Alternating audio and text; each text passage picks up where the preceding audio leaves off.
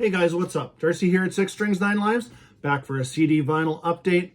So where I live here in Canada, if you factor in the wind, right now is minus 34 degrees Celsius. So I'm going to make every attempt not to leave the house today, maybe just sitting here in this room and listen to some tunes. So it's been about 5 weeks since my last update. Wasn't quite thinking I would do one this quickly, but a few things trickled in near the end of the year. And I thought, you know what, I just want to kind of seal up 2023 and open the door for 2024. Lots of good releases coming out. First one up will be that new Saxon, Hell, Fire, and Damnation, which I'm spinning a little Saxon in the background today. I think I will backtrack and listen to whatever, 3 or 4 Saxon albums today. But I thought, you know what, I am going to show you what I've picked up here. And a couple of reissue pre-orders I'll show you too. But if anybody took advantage of any of the sales, the Black Friday deals, things like that, the only one I did was Metal Blade, had a really good sale. They had kind of like a clearance sale.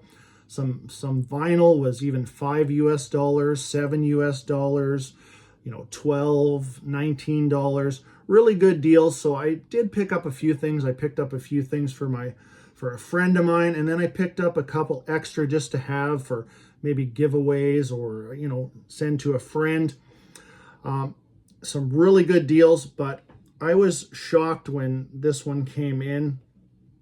Maybe not shocked, but I lost a little bit of faith in something I already didn't have a lot of faith in, and that's when record companies and things, they do these limited runs, number 54 of 100. You know, I don't really give a shit what number I get. It doesn't matter to me as long as I get a copy. But I'm going to show you my original copy of Ram's 2019 album, The Throne Within. I've had this since it came out. It's brand new. It's, you know, well, it's opened. I've played it lots of times. Came with this hype sticker. And check out that hype sticker, number 074 of 100. So number 74 of 100, limited to 100 copies worldwide. So I ordered another copy. This one was actually $5 US. I'm like, I'm going to pick it up because why not? So I ordered another copy of Ram, The Throne Within. Check out that hype sticker. Number 074 of 100. And that's what I'm saying. I don't put much stock into this whatsoever, because here's the other hype sticker, side by side, both number 74s. So, I mean, what are the odds? Either I'm the luckiest guy in the world and I got both number 74s, or this numbering system is just a bunch of bullshit. So let me know what your thoughts in the comments. Has this happened to you? Do you actually really care what number you get? Because I certainly don't. So I thought that was kind of a cool something to show you, because like I said, I don't care what number I get. But so moving on to, well, here's an album that I am looking forward to, the new Bruce Dickinson. But here's the first single, whatever you want to call. But this is a 7-inch that came up for pre-order, and I thought I'm going to grab it because it was only $16, but it shot up, I think, into the neighborhood of about $30 or $25 to $30 now. So here's the 7-inch for Afterglow of Ragnarok. I really like this song. It's got 2 songs on it. Afterglow of Ragnarok, and then If Eternity Should Fail, the demo, which, you know, Iron Maiden ended up using that one on Book of Souls. This version's pretty cool, and you can feel the demo quality of it. But you know, Bruce sounds awesome on that. But Bruce sounds really good on Afterglow of Ragnarok. I think I said it in a comment or something. The guitar vibe to me, man, it sounds like Sabotage, a little bit of a Sabotage vibe, kind of that dark, eerie guitar tone, working with Roy Z again. Pretty cool. 7-inch came, well, not with this sleeve. I got these little 7-inch sleeves, but so there's the centering for this side, and then you got the tracks on the B side, or whatever you want to say. And this one came, what did they say? Limited edition with deluxe gatefold, 7-inch single with a comic book. Not much of a comic book guy, but I thought that's pretty cool. This is well made. You know, little mini comic book in here. There's the back. Definitely looking forward to the new Bruce Dickinson, as well as, you know, Saxon that I already talked about. What other things here? I had a few pre-orders. This one is the 13th release of the Sabotage reissue campaign through Ear Music, or Edel out of Germany. Fantastic job with these reissues. They already released 1 EP and 12 studio albums, and this came up and I thought, I am definitely going to get this. I have never owned this on any format. I've heard it, and anyways, must have. Here's Sabotage, Ghost in the Ruins. This is a live collection, a tribute to Chris Oliva, one of my favorite all-time guitar players, gone way too soon. But if you are into Sabotage, or the era of, you know, 87 to 90, you know, Hall of the Mountain King, Gutter Ballet, stuff like that, check out this track listing. Fantastic, and such a great live album. Yeah, stuff on here from 90, 88, and 3 bonus tracks from 87, from the Agora Ballroom in Cleveland. I will show you, there is a fantastic booklet with this, 16-page booklet. Just so much stuff, just tribute, like it's a tribute to Chris. Tons of stuff from his brother and other bandmates. This is my kind of read. Not much of a full book guy, but stuff like this I could read all day long. And lots of quotes about Chris, and, you know, like I said, what a guitar player, you know, self-taught, never took a serious lesson in his life. Yeah, I would love to see, you know, in the alternate universe that Chris is still around, man, he would definitely be recognized as one of the best guitar players of all time, in my opinion. This vinyl is pretty cool. Here's the hype sticker if I have not shown that. So yeah, for the first time on vinyl, a tribute to Chris Oliva, heavyweight 2 LP set, 12-page booklet. Here's the vinyl for this one. It's a double set, so I'll just show you one. They're both the same. Orange, black, marble. Not that transparent, but just looks wicked. But there's that. If you've not heard that live album and you are a Sabotage fan, you're definitely missing out. It definitely would be in my top 20 of all-time favorite live albums. I would say that safely. All right, a couple of reissues that I pre-ordered. If you were watched me for any extended period of time, you know I'm a big Judas Priest fan, big Rob Halford fan. The fight stuff, you know, I'd be lying if I said I didn't have it when it came out.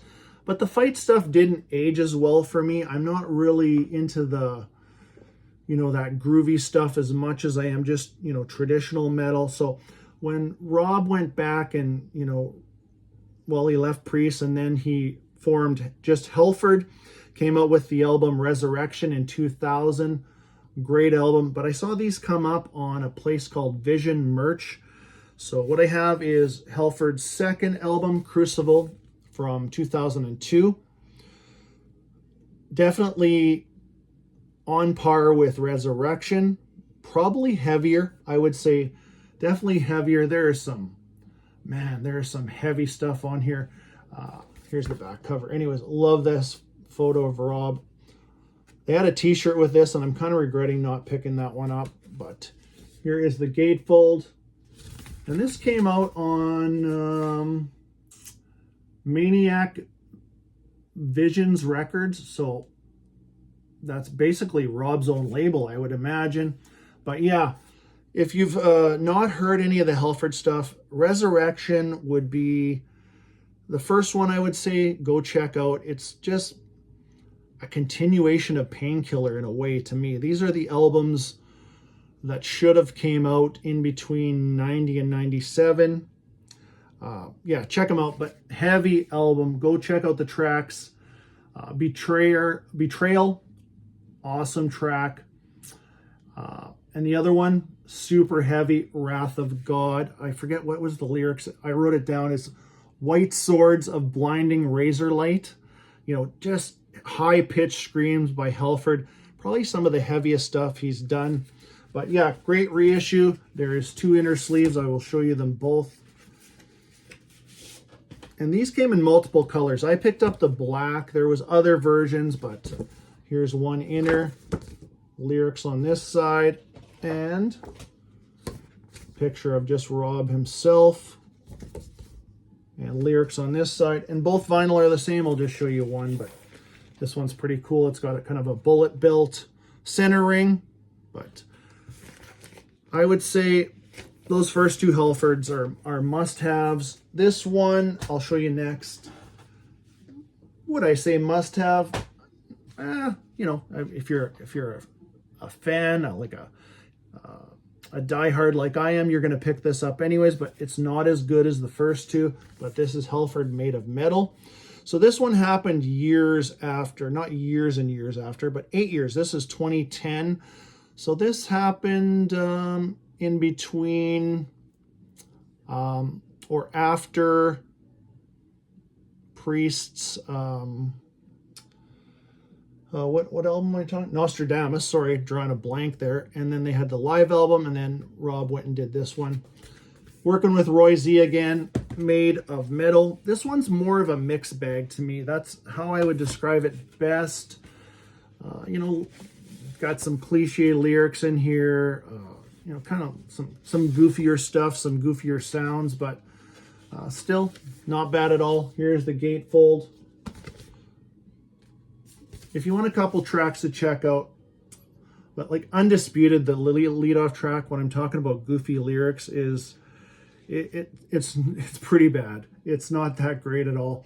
But you get into further into this album, Fire and Ice, Made of Metal, really great track. Hellraiser, spelt Razor, and then Thunder and Lightning. Those would be 2 more I would check out. And then the heaviest track, probably almost the heaviest track I've ever heard Rob do, is the final track called The Mower. Check that one out. But there's Made of Metal. Couple inner sleeves here I'll show you. This one just is a collage of, you know, race cars and miscellaneous stuff. There, I think there's a spaceship or something on here. But yeah, those look like those little race cars that I used to have as a kid, or Tyco or whatever. And there's a picture of Rob there. And I think, you know, I pretty much have all the Halford stuff except one of his Christmas albums. Not really, you know, high on my priority list, but there is the centering. Same on both vinyl, same on all 4 sides. But and those were, I got the hype stickers here. Those were limited to, here is Crucible, limited to 900 copies. So they're not numbered, so whatever. Who gives a shit? Maybe they're both number 74s. Who knows? But and there is the hype sticker for Made of Metal. If you're a Halford fan, definitely check those out. They're still available. Let's go on to a couple CDs. I'll grab a quick drink. It is with the cold weather comes the dry weather. But yeah, picked up a couple CDs. Working on my trying to finish off my Running Wild collection. Great metal band from Germany. I think I'm only missing 3 now. But picked up Resilient, which is their 15th studio album from 2013. SPV Steamhammer. This is my kind of digipack. I love it. They include a booklet, the CD in the middle with a tray, and then a poster of the album cover. Yeah, and this is a really good album. There's a few of these Running Wild albums. Like I said, I think I got 3 more, and then I got all 17 of their studio albums, 17 or 18. Their last album was fantastic. Came out a few years ago. They are working on a new one too, but here's the back. Some bonus tracks and stuff on here, but actually all the tracks, even the bonus stuff is good. A couple tracks that really popped out to me were the title track, Resilient, Desert Rose, great track, and Down to the Wire. But overall, solid throughout. Really impressed with this one. Glad I picked it up. And like I said, SPV Steamhammer, one of my favorite labels for digipacks for sure. And then I also picked up their 16th album from 2016 called Rapid Foray. Not as good in my opinion. Production, not as good. Songwriting, not as strong. But there's some good tracks on here. Another great digipack from SPV Steamhammer. A little more glossy on this one, but you got a poster over here and the booklet over here. These booklets, if you're interested, they include all the lyrics and some photos of the band. There's the spine. But yeah, really looking forward to a new Running Wild album. The one track, I'm just going to name my favorite track that jumped out at me, and it is Stick to Your Guns. And we'll throw one more down too. Title track, Rapid Foray. But yeah, overall, I'll give this one the higher grade, Resilient from 2013. And then we have Rapid Foray from 2016. Still need the Brotherhood, I think Rogues in Vogue, I think it's called, and Skull, I forget that one, but then that will complete my Running Wild collection. But moving on, what else do we have here? I don't want to miss anything. We got that. A few reissues from one of my favorite artists of all time, Udo Dirkschneider and his band UDO. Touchdown featured on my top list of 2015. I just love that traditional metal. And when these came up for pre-order through AFM Records, which they have the right to most of the UDO stuff, I pulled the trigger as fast as I could. I have the original CDs. I have followed UDO since the day that he left. Since the day that band was formed, and since the day Udo left, except let me grab talking too much. Anyways, here's the first up from 1997. So anybody familiar with Accept? UDO started in 87. Udo Dirkschneider rejoined Accept to do 3 albums in 93, 94, and 96. So there was a hiatus in between Time Bomb and this first album that I'll show you. But this is his first album after the reunion kind of fizzled out with Accept. This is solid. And just like the title, it is a solid album, and actually one of my favorite UDO albums. I won't give too much away because I am working on updating my UDO ranking to include Game Over and Touchdown. But yeah, here it is from AFM Records. And this is the point where former Accept drummer Stefan Kaufman joined as a full-time guitar player with the band. First one to feature Fitty Weinhold on bass. He stayed all the way till Steel Factory, but job well done on these reissues. Here is the gatefold. And what did we have for centering? No, there is no centering. There's no sleeve on there. It was just a black plain sleeve, so I put it in anti-static sleeves. So this is the first of 4 I will show you. I'm hoping that they AFM reissues the first 4 UDO albums. Animal House, Mean Machine, Faceless World, and Time Bomb, because those are awesome too. But this one came on a gray vinyl. Again, what does it say on the back of these two? Limited to 1,000. I don't know how limited that is, but whatever. Again, glad to just have a copy. Next up in the reissues for these was No Limits from 1998. another really great album. And I thought I would jump on these right away. It seems there's a couple of companies out there like Frontiers Records or AFM where the stuff disappears really fast and gets super expensive really fast. So get in on the pre-orders, but here is the back cover. So, I mean, if you're a fan of this band, or you like Accept and, Primal Fear, even Halloween to an extent, just a solid band. Many lineup changes over the years, but always, that signature voice from Udo Dirksnyder. But yeah, so I showed you the gatefold. This one came on a blue, just a nice blue. Centering's the same on both sides. These aren't double discs. They're both, they're just single discs. Next up is 1999's Holy. Just a second. And this one is on a purple, which we'll show you. So Holy, another must-have UDO album in my opinion. There's the back cover. This one was originally released on Nuclear Blast. So yeah, AFM Records acquired the rights.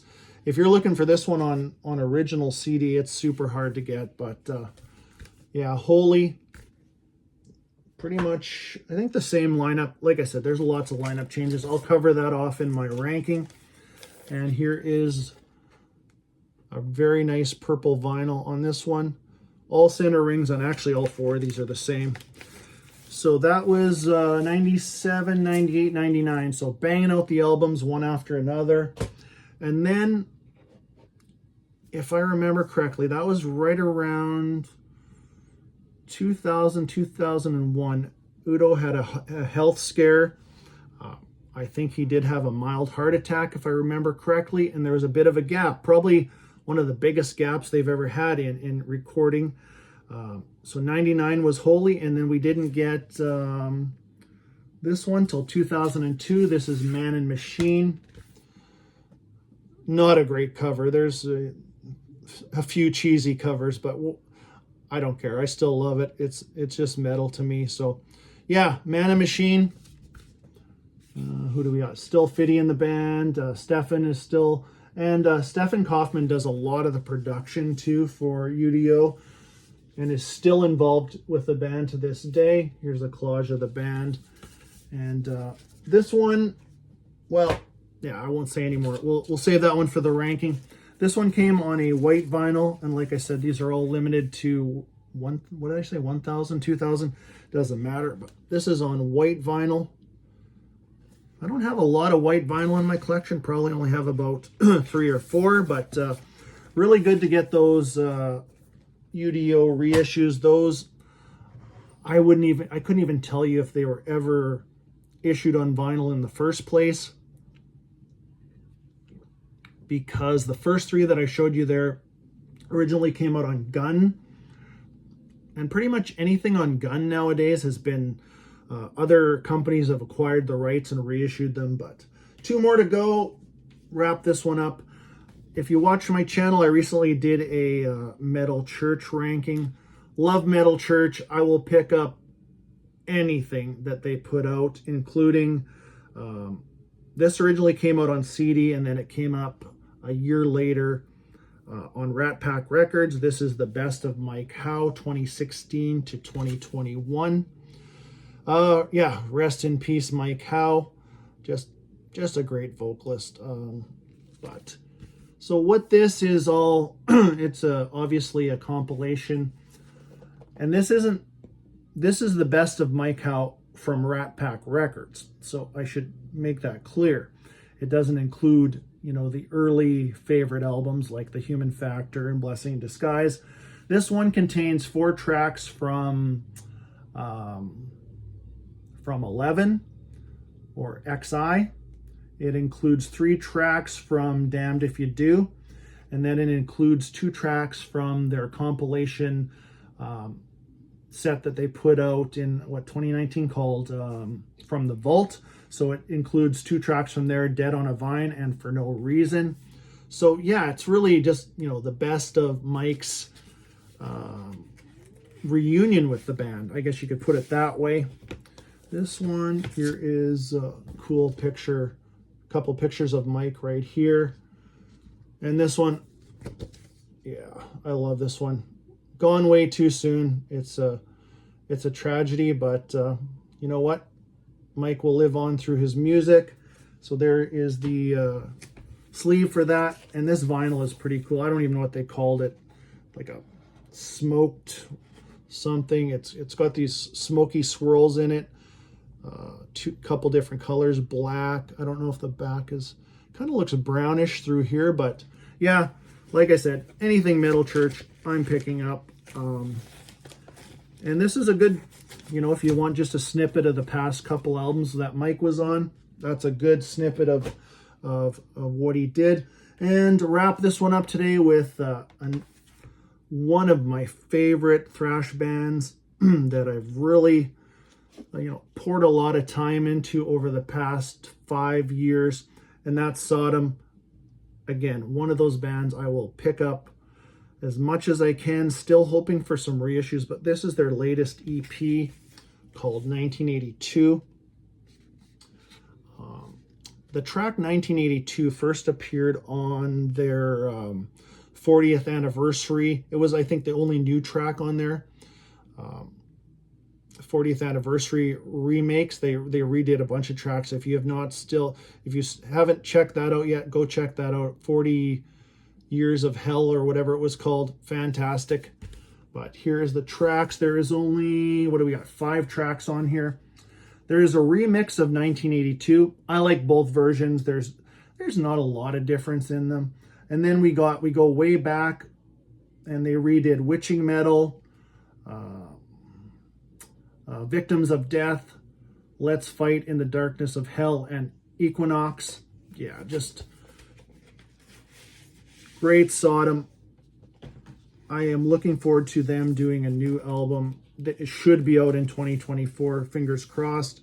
Here is the inner sleeve for this, and there's the band. So you got Frank is back on guitars. He's been back in the band for 3 or 4 years now, and definitely due for a new album. And this one came on clear vinyl, which I don't mind. Again, just like the white, I don't have a lot of clear vinyl in my collection either. But they do say, and I don't know if that's true, but clear vinyl is one of the best sounding.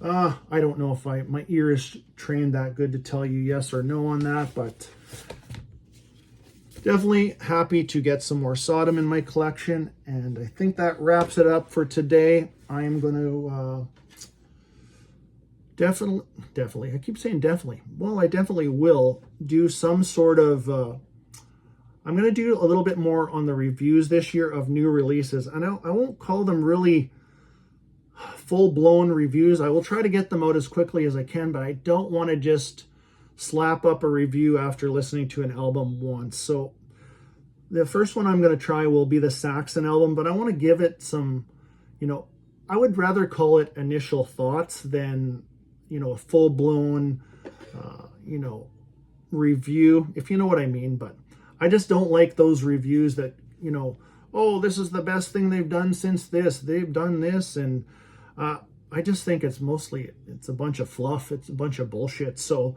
I'd rather, you know, just give you my initial thoughts, and we'll go with that if that's okay with you guys. But hope you enjoyed that one. Until next time, stay heavy.